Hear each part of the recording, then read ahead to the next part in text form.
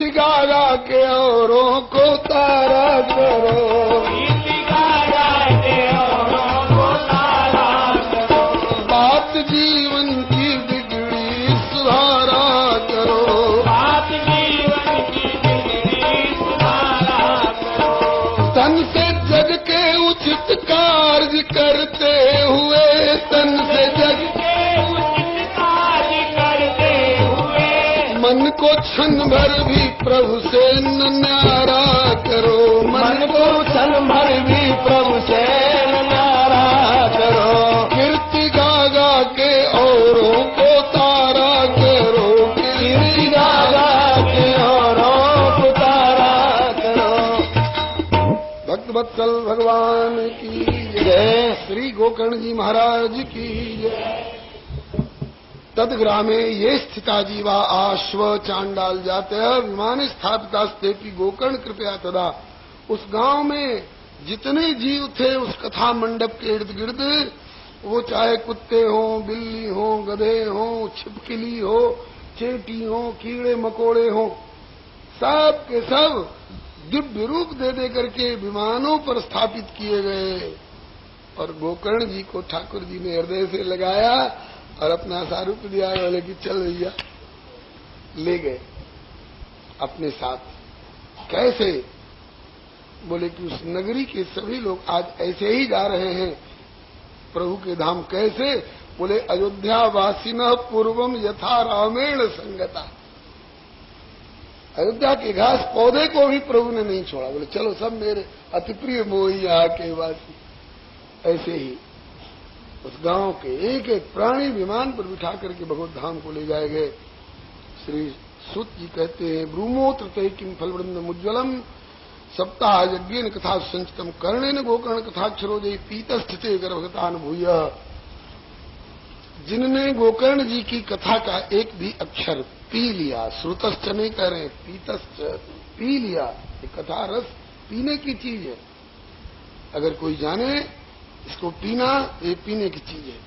और जिनने पी लिया इस कथा रस का एक बूंद भी, बस सकृदन विधुत द्वंद्व धर्माविनिष्टा, सब दुख सुख लाभ हानि के प्रपंच से ऊपर उठ करके भगवत धाम को पधारे। ते गर्भगतान भूय। फिर दोबारा किसी के सुअरी कुतिया के गर्भ में जाना तो दूर, किसी मानवी के गर्भ में भी जाने की आवश्यकता नहीं रही। श्री सूत जी कहते हैं कि हे शौनक जी, श्री सनकादिक जी कहते हैं कि हे नारद जी, इतिहास में मम पुण्यम सांडिल्योपि मुनीश्वरः पठते चित्रकूटस्थो ब्रह्मानंद परिप्लुतः। चित्रकूट में विराजमान श्री भक्ति के आचार्य सांडिल्य ऋषि इस इतिहास को आज भी ब्रह्मानंद में निमग्न होते हुए भी, और वे इस इतिहास का पाठ करते हैं। इतना महत्वपूर्ण इतिहास है यह। श्रीमद् भागवत की महिमा को, भागवती कथा की महिमा को व्यक्त करने वाला। आख्यान में तत्परमं पवित्रम श्रुतम सकृद्वै विदहेद गौहम श्राद्धे प्रयुक्तम पितृतृप्तिमावहे नित्यम सुपाठा अपुनर्भवम च। इस पवित्र परम पवित्र आख्यान को जो कोई सुनते हैं, सब प्रकार के पापों से रहित निष्पाप हो जाते हैं। और पितरों के श्राद्ध के अवसर पर कनागतों में अगर इसका प्रयोग किया जाए तो जलदान, पिंडदान और तिलोदक से जितनी तृप्ति पितरों की होती है, उससे अनंत गुनी तृप्ति इस श्रीमद् भागवत के श्रवण पठन से होती है पितरों को। अब आगे के अध्याय में, अब तक महात्म्य बतला रहे थे, अब विधि बता रहे हैं। श्रीमद् भागवत की कथा कैसे सुननी चाहिए? बोले पहले निर्णय लेना चाहिए, मन में बात दृढ़ानी चाहिए कि हाँ, हमें श्रीमद् भागवत की कथा सुननी है। बहुत लोग तो अपने यहाँ आयोजन करके क्या सुनेंगे, कहीं हो रहा हो पास पड़ोस में तो भी खबर पा करके भी, श्रद्धा होने पर भी नहीं सुन पाते हैं। यार कथा हो रही है गए नहीं एक दिन का, क्या कहे यार, मरने की भी फुर्सत नहीं, मरने की भी फुर्सत नहीं है, मरने की भी फुर्सत नहीं है। कहते मरने के लिए फुर्सत खोजनी पड़ेगी। ये एक ऐसी क्रिया है कि जबरदस्ती मरवा दिया जाएगा। और क्या बोले कि आज तो कथा के नाम पर, भजन के नाम पर कहते हैं मरने की फुर्सत नहीं। और नारायण जब आई के तेरी जम पकड़ेंगे भोई, यमराज अथवा जमराज के दूत जब गले में फांसी डाल करके घसीटेंगे, चल, फुर्सत नहीं, मरने की फुर्सत नहीं। बोले कि नारायण जब आई के तेरी जम पकड़ेंगे बाई, तो उन्हों सो कह दीजियो कि अब ही फुर्सत ना। भैया तो धूप निकल आई, ये श्रोता धूप में बैठ रहे हैं। कब डरे वो? अरे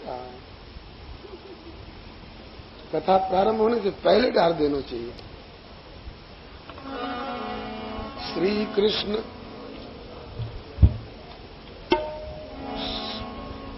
आप लोगों को दया आ रही है तो इन्हें ले लीजिए अंदर, आपके भाई हैं। श्री कृष्ण गोविंद हरे मुरारे, नाथ नारायण वासुदेव। श्री कृष्ण गोविंद हरे मुरारे, नाथ नारायण वासुदेव। श्री कृष्ण गोविंद हरे मुरारे, नाथ नारायण वासुदेव। श्री कृष्ण गोविंद हरे मुरारे, नाथ नारायण वासुदेव। श्री वासुदेव भगवान की फुर्सत निकालिए कथा के लिए। बहुत आपका धड़ल्ले से चलने वाला सीजन हो तो उन दिनों में मत निकालिए। अगर सीजन हो आपका तो मत निकालिए उस समय में। आपका डल सीजन हो उसी में निकाल लीजिए। जब ठाले के दिन हो उसी समय निकाल लीजिए। ठाकुर कहते हैं कि अपना कीमती समय चाहे किसी को दे दो, अपना सड़ा गला समय ही हमारे नाम पर निकाल दो। बोलो भक्तवत्सल भगवान की।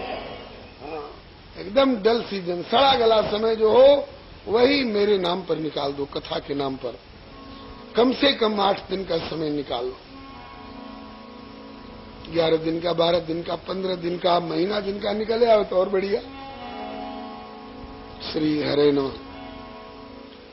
निश्चय करो कि हमें कथा सुननी है, फिर निश्चय करो किससे सुननी है। जो सुन चुका हो, जो समझ चुका हो, जो सुना सके, समझा सके।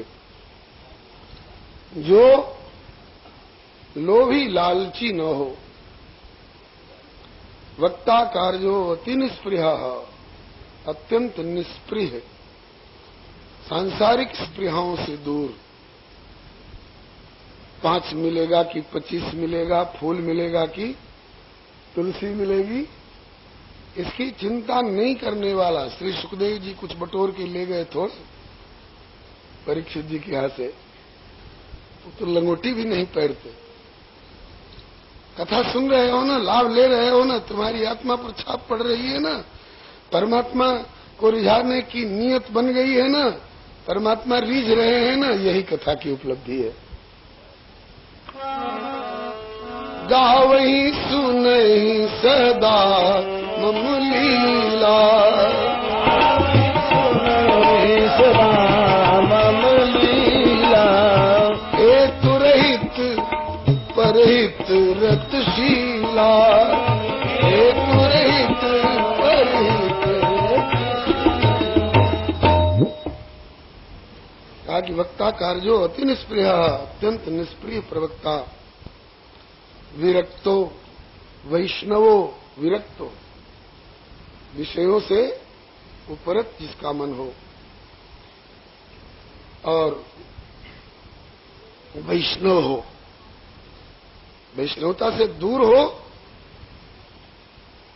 चाहे कितना बड़ा विद्वान हो,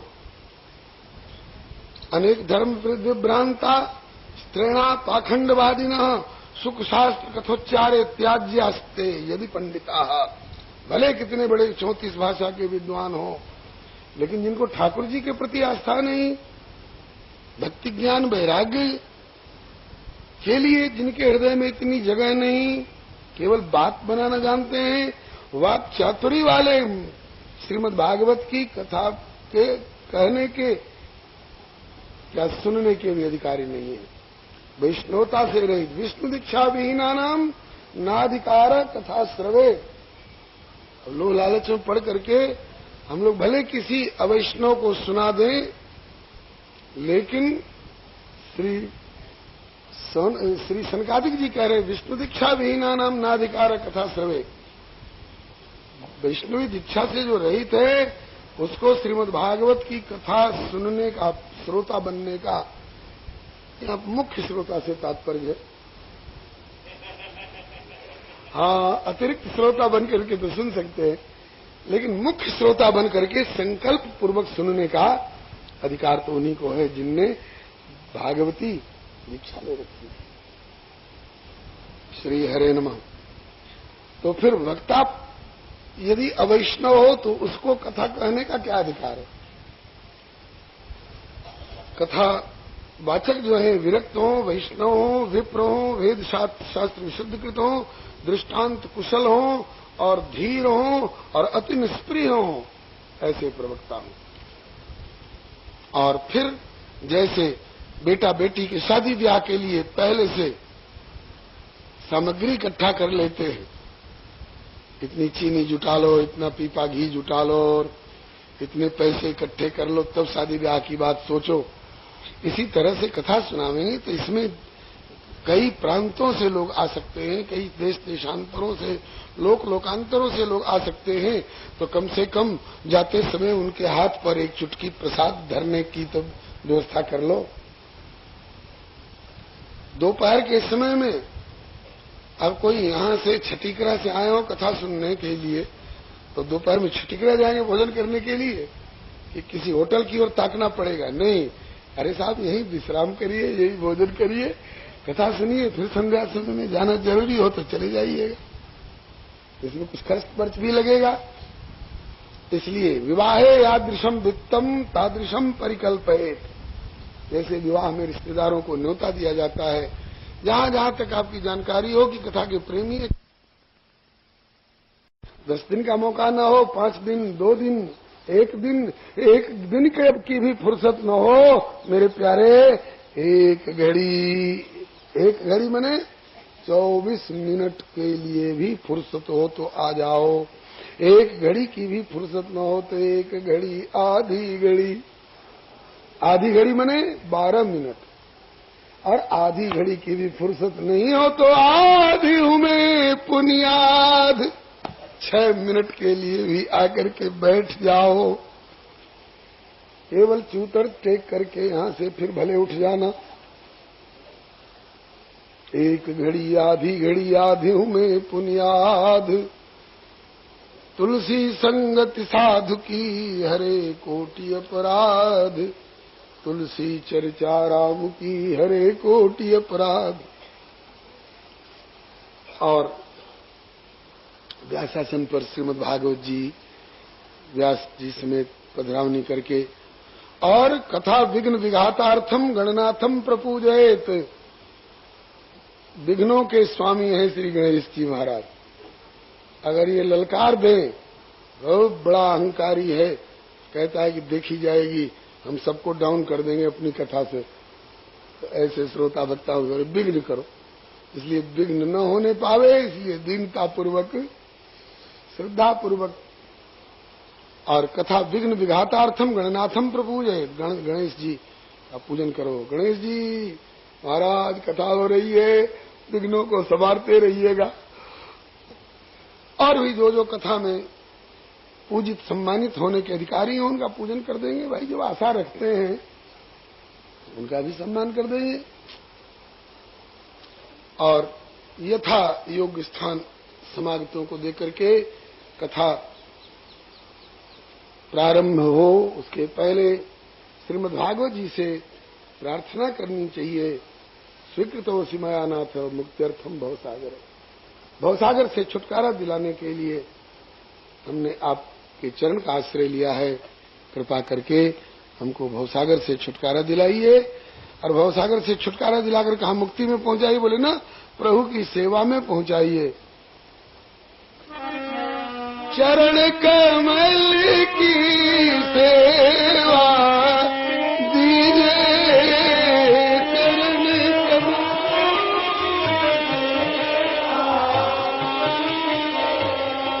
चरण कमल की सेवा दीजिए प्रभु।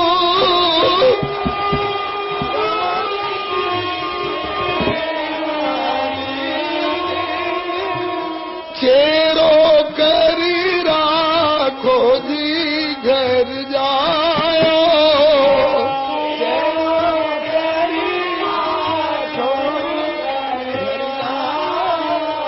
मदन गोपाल शरण तेरी आयो,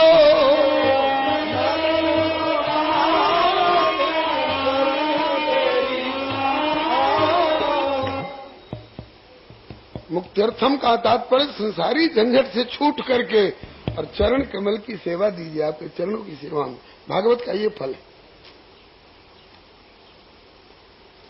प्रार्थना पूर्वक फिर कथा प्रारंभ हो।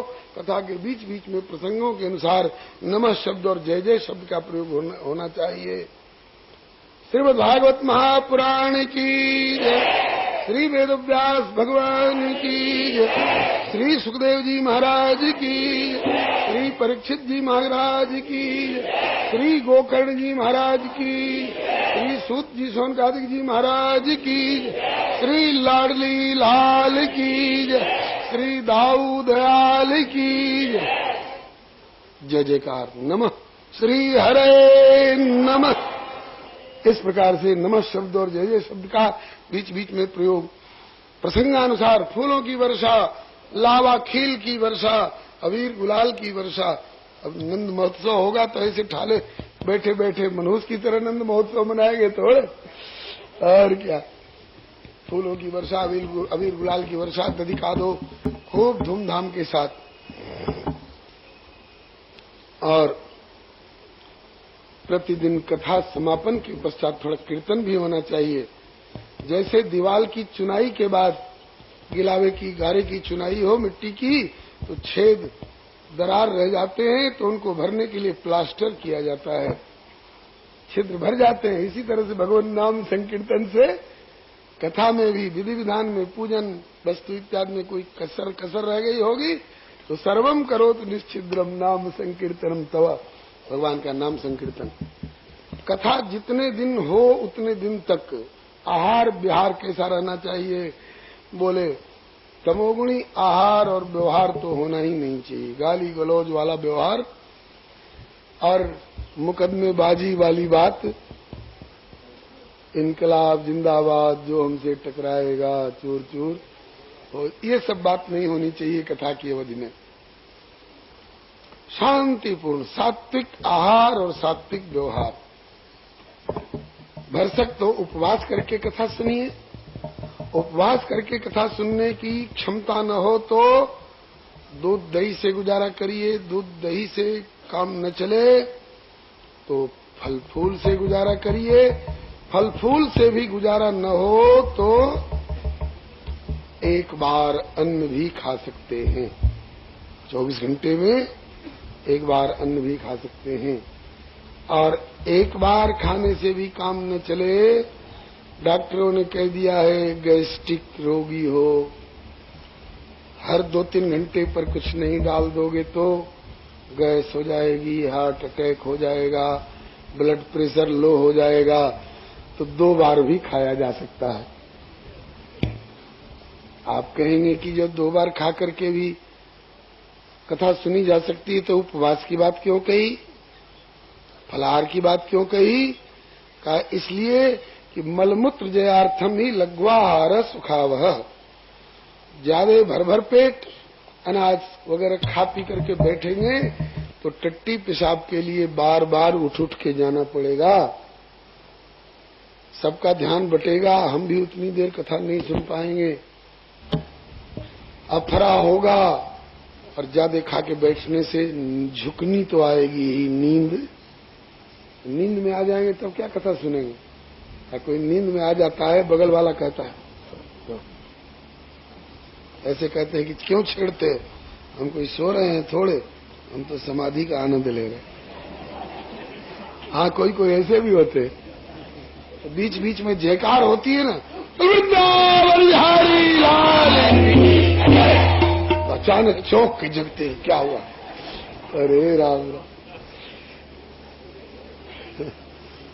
तो ज्यादा भोजन करके बैठने से नींद भी आती है, तो निद्रा का, मलमूत्र त्याग का बार बार उठना बैठना, इसको हटाने के लिए झंझट लघ्वाहार सुखावह। कहते हैं कि भोजनम तो वरम मन्ये यदि श्रवण कारकम, यदि भोजन करके कथा सुनी जा सके सुविधा पूर्वक तो भोजन ही श्रेष्ठ है। नोपवास बर प्रोक्त, उपवास न बर प्रोक्त, कथा विघ्न करो, यदि कथा में विघ्न डालने वाला हो जाए तो वह उपवास प्रशंसनीय नहीं है। हिम्मत करके और कहा कि हम तो केवल पानी पी के 7 दिन कथा सुनेंगे, तो 3 दिन तक तो झेल ले गए, चौथे दिन अब नाड़ी डाउन हो गई और गिर पड़े, क्या हुआ, अरे क्या के साहब चक्कर आ गया, चलो तब यहाँ तो इलाज होगा नहीं, चलो मथुरा सेवा आश्रम ले चलो, तो सेवा आश्रम में बैठे कितनी कथा सुन लोगे। इसलिए हर व्यक्ति को अपने शरीर का अंदाज अपने आप है कि ऐसा आहार लो जिससे कि कथा में विक्षेप न हो, आसानी से कथा सुनी जा सके। कथा श्रवण के बाद कीर्तन रोज, और कीर्तन के साथ साथ समागतों को कुछ प्रसाद वितरण तुलसी इत्यादि का। और तुलसी वाली बात कह देंगे तो आप लोग दावा कर दीजिएगा कि तब तो तुलसी व्यास गद्दी से देनी पड़ेगी, और धक्का के मारे हम तुलसी बांटना छोड़ चुके हैं, क्योंकि कई जगह लोगों ने कलश गिरा दिया है धक्का के मारे, और खंबा लगता है कि युद्ध कर रहे हैं। इसलिए व्यास गद्दी से कथा के अलावे कुछ भी बांटना छोड़ दिए हैं। और आप लोग जरूरी समझेंगे तो इस मंच के उस कोने से तुलसी बांटी जा सकती है, लेकिन तुलसी चढ़ाइएगा तब न बांटेंगे। कल कई लोगों ने कहा कि महाराज तुलसी, अब देखे तो केवल भोग लगाने भर के लिए 2 पत्ते मुश्किल से भी लेते। श्री हरे हरे। आइए, इसके बाद जब 7वें दिन कथा का विश्राम हो तो श्रीमद् भागवत जी का पूजन, व्यास पूजन, समागत संत महान भावों का भी पूजन। हाँ, और ये वर्णम पंच विप्राणाम, 5 ब्राह्मणों का वर्ण, ये भी विधान है। कोई विष्णु सहस्त्र नाम का पाठ कर रहे हैं, कोई द्वादशाक्षर का जप कर रहे हैं, कोई महामंत्र का जप कर रहे हैं। और फिर इसके बाद यदि प्रमुख श्रोता गृहस्थ हो तो हवन करें, द्वादशाक्षर से करें, श्रीमद् भागवत के श्लोकों से करें, पूरा नहीं तो दशम स्कंद के श्लोकों से, उतना भी नहीं तो रास पंचाध्यायी के श्लोकों से, उतना भी नहीं तो गोपिका गीत के श्लोकों से, जितना जिनसे बन पड़े। और अगर हवन करने की सामर्थ्य नहीं हो तो किसी ऐसे ब्राह्मण के यहाँ हवन की इतनी ही सी सामग्री पहुंचा दीजिए जिनके यहाँ रोज हवन होता हो। और यदि श्रोता विरक्त हो तो गीता वाच्या परे, अगले दिन गीता का पाठ कर लेंगे, बस वही उनका हवन हो गया। इस प्रकार से श्री सनकादिक जी नारद जी को श्रीमद् भागवत कथा श्रवण की विधि बतला ही रहे थे। उसी समय में एवं ब्रोति वै तत्र नारदे वैष्णवोत्तमे परिभ्रमण समायातः सुको योगेश्वरस्तदा, योगियों के भी ईश्वर रूप माने जाने वाले श्री सुखदेव जी वहां पर आ गए। तत्राययौ घोड़शिवार्षकस्तदा व्यासात्मजौ ज्ञान महाधिचंद्रमा कथावसाने निजला पूर्ण प्रेमणा पठन भागवतम शनि शनि। धीरे धीरे श्रीमद् भागवत का श्लोकों का पाठ करते हुए एक क्षण भी श्रीमद् भागवत छोड़ते नहीं है श्री सुखदेव जी। रास्ता चले जा रहे हैं और प्रेमणा पठन भागवतम शनि शनि धीरे धीरे पाठ करते जा रहे हैं। कैसे? जैसे जानवर एक बार तो लड़ावनी में जो कुछ डाला गया उसको जल्दी जल्दी खा लेते हैं, आप फिर अकेले में बैठते हैं तो जुगाली करते रहते हैं। ऐसे ही ये महापुरुष लोग कथा की और कथा के श्लोकों की, सिद्धांतों की और उन लीला चरित्रों की, प्रभु के नाम रूप लीला धाम की, गुणगणों की जुगाली करते रहते हैं। ऐसे श्री सुखदेव जी महाराज आ गए और श्री सुखदेव जी को बहुत ऊंचे सिंहासन पर पधराया गया। श्री सुखदेव जी ने अपने श्रीमुख से श्रीमद् भागवत की महिमा का गान किया। ये श्रीमद् भागवत परम रस स्वरूप है, ये अमृत द्रव से संयुक्त है। अमृत द्रव माने अमृत तत्व भगवत तत्व है और उस भगवत तत्व से संयुक्त है। रसो वैसा, परमात्मा ही रस है। बहुत लोग कहते हैं अमर कथा, अमर कथा। तो अमर कथा कोई एक पार्टिकुलर कथा होगी? हमको तो लगता है कि भगवत कथा ही अमर कथा है। भगवत नाम रूप लीला धाम से संबंधित जो कथा है वही अमर कथा है। कथा भी अमर है और कथा कहने वाले कागभूषुंडी जी और सनकादिक जी भी अमर हैं और इनके श्रोता भी अमरत्व को प्राप्त हो जाते हैं। ध्रुव जी मरे, शरीर छोड़े बिना शरीर आज तक विराजमान है ध्रुव पद पर। श्री कबीर जी शरीर छोड़े, तुकाराम जी शरीर छोड़े, श्री चैतन्य महाप्रभु जी शरीर छोड़े, श्री मीरा दीदी ने शरीर छोड़े? नहीं नहीं। केशवा पुरुषालोके येषाम हृदि न केशवा, और केशवार्पित सर्वांगा न सवा न पुनर्भवा। तो श्री सुखदेव जी कहते हैं निगम कल्प तरोर्गलितम फलम सुखमुखाद अमृतद्रव संयुतम पिबत भागवतम रसमालयम मुहुरहो रसिका भूवि भावुका। हे पृथ्वी पर के भावुक रसिको, यह श्रीमद् भागवत क्या है? वेद रूपी कल्प वृक्ष का अत्यंत परिपक्व परिगलित रसमय फल है। इसमें न छिलका है न गुठली है, इसमें रस ही रस है। इसलिए पिबत भागवतम रसमालयम, भागवतम रसम पिबत। कब तक? बोले आलयम, लय पर्यंतम पिबत। फिर बताया कि ये प्रोज्झित कही तो परम धर्म का निरूपण करने वाला ग्रंथ है और तीनों तापों को उन्मूलन कर देने वाला है। इनका श्रवण करने से तो कहना क्या, शुश्रूष भी श्रोतुम इच्छत भी, जिसने इच्छा की कि मैं भागवत सुनूंगा तो सद्यो हृदय वरुद्यते पितृभि शुश्रूष भी तत्क्षणात्, भगवान हृदय में आकर गिरफ्तार हो जाते हैं। ये वैष्णवों का परम धन है, पुराणों का तिलक है। इससे बढ़कर कोई पुराण और ग्रंथ नहीं हो सकता है।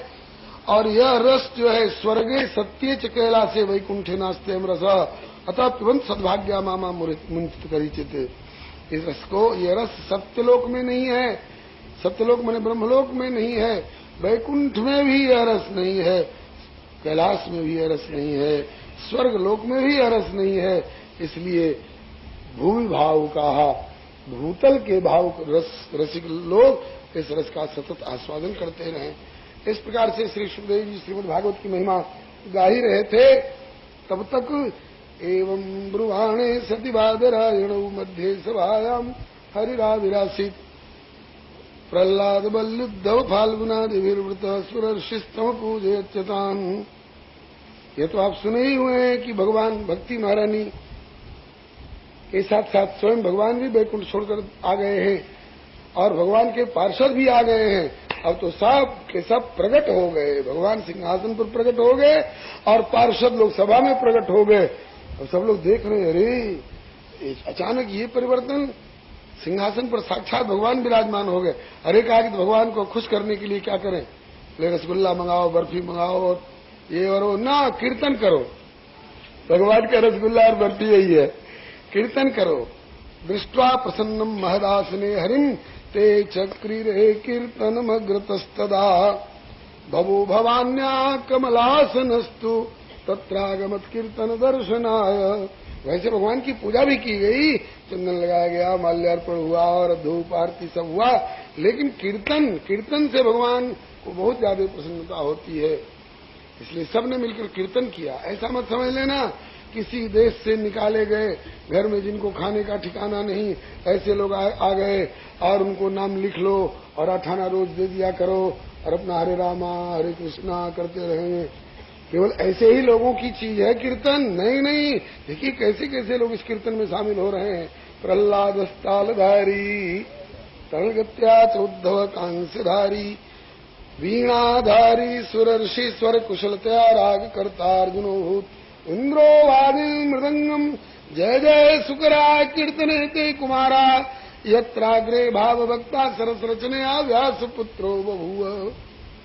प्रहलाद जी करताल बजा रहे हैं और उद्धव जी झांझ बजा रहे हैं,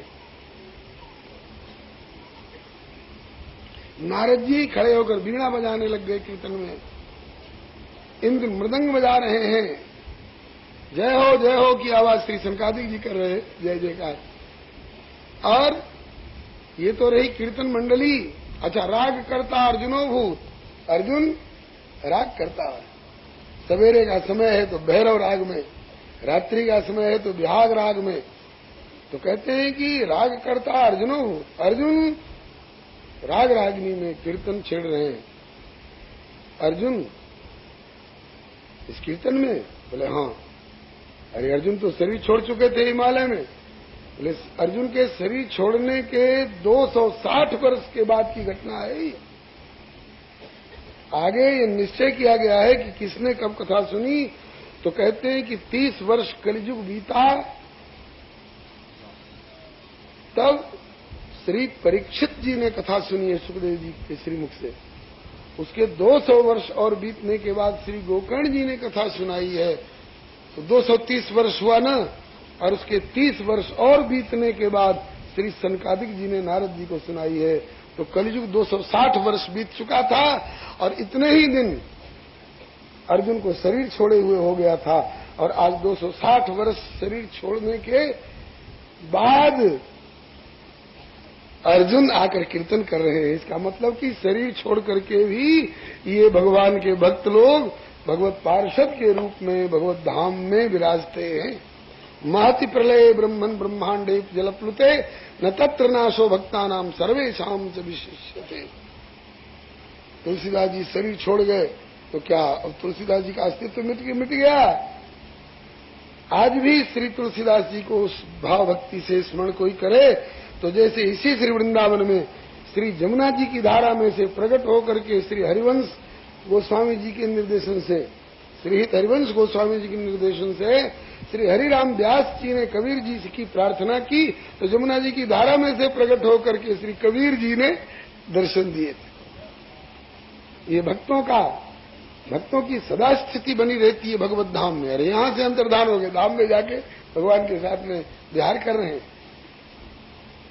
अपने यहाँ वैष्णवी परंपरा में किसी महापुरुष का शरीर छोड़ता है तो उसको मरना नहीं कहा जाता है, उसको सीएपी मिलन महोत्सव कहा जाता है। अपने धाम का परिकर भेजा गया था भूतल पर कुछ पाठ अदा करने के लिए, पाठ अदा कर लिया, फिर अपने घर में आ गया।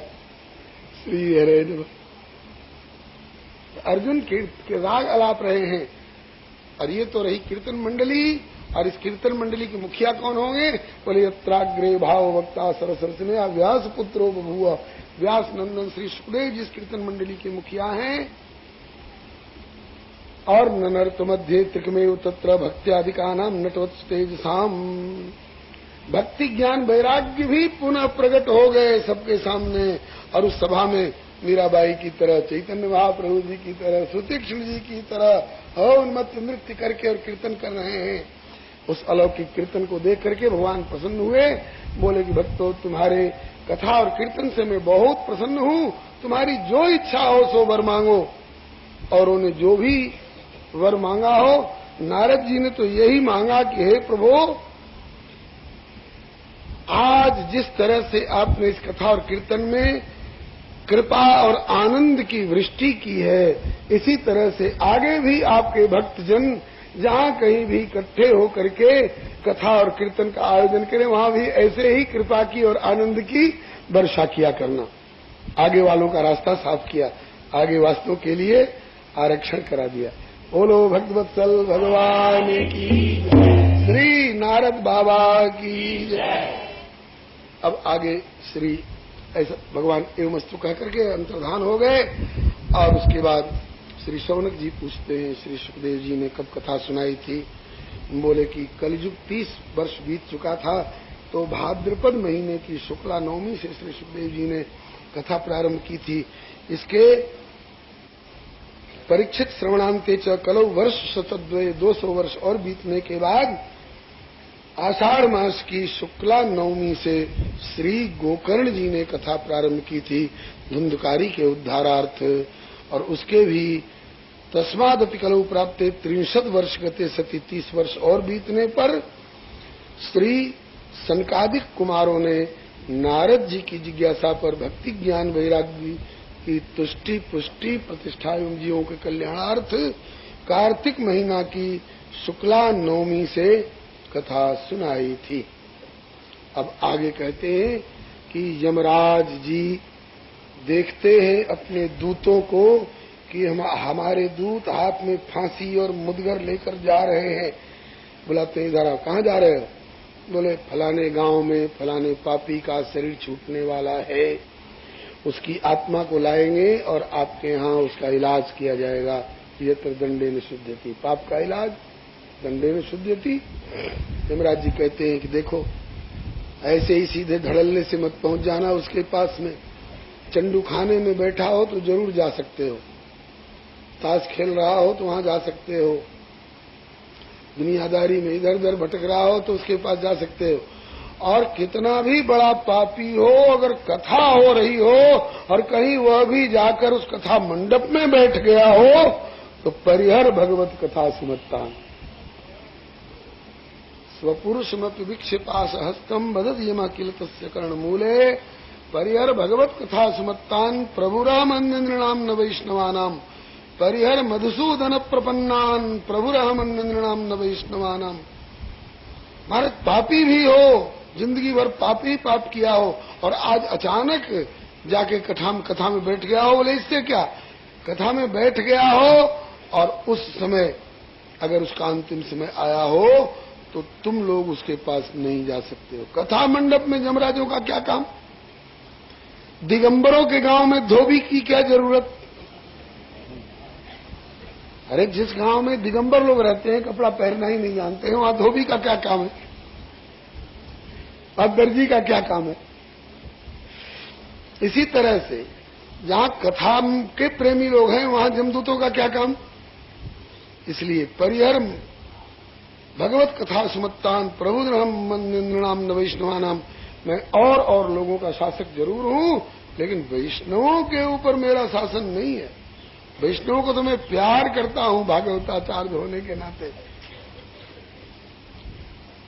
अब आगे कहते हैं कि जो लोग इस प्रसंग को सुन लेते हैं उन लोगों को विचार करना चाहिए कि असार संसार के ताश शतरंज जुआ इत्यादि अनाप शनाप में काहे को समय बितावें।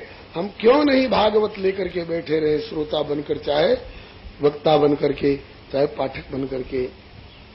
और जो श्रीमद् भागवत को नियम पूर्वक धारण करता है, सुनता है, सुनाता है, मुक्ति तो उसकी मुट्ठी में होती है। अरे भगवान उसके यहाँ गिरफ्तार होते हैं।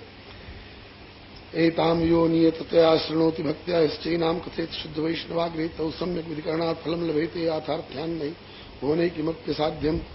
इति श्री पद्म पुराणे उत्तरखंडे श्रीमद् भागवत महात्म्ये श्रवण कथनम नाम षष्ठोऽध्याय समाप्तमिदं श्रीमद्भागवत महात्म्यम। हरि ओम तत्सत। बोलिए भक्तवत्सल भगवान की जय। श्रीमद्भागवत महापुराण की जय। श्री कृष्ण गोविंद हरे मुरारे, हे नाथ नारायण वासुदेव।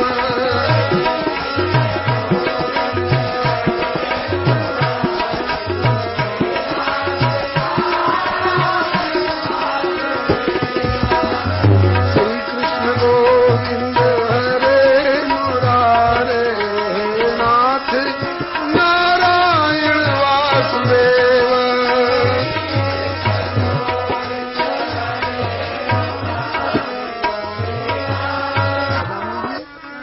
श्री कृष्ण गोविंद हरे मुरारे, हे नाथ नारायण वासुदेव। श्री कृष्ण गोविंद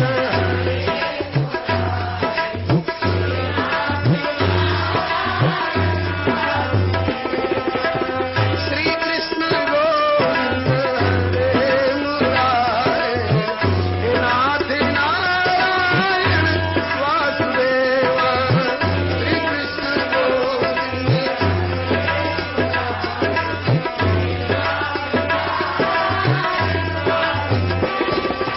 हे नाथ नारायण वासुदेव, हे नाथ नारायण वासुदेव।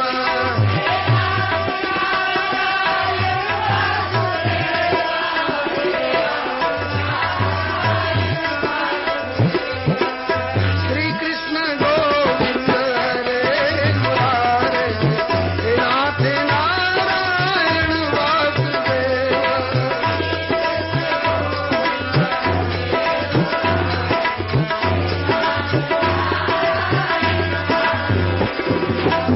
वासुदेव भगवान की जय। भजो राधे कृष्ण राधे कृष्ण राधे गोविंद। भजो राधे कृष्ण राधे कृष्ण राधे गोविंद। केशव जी कल्याण गिरिधर छाड़िए लाल, केशव जी कल्याण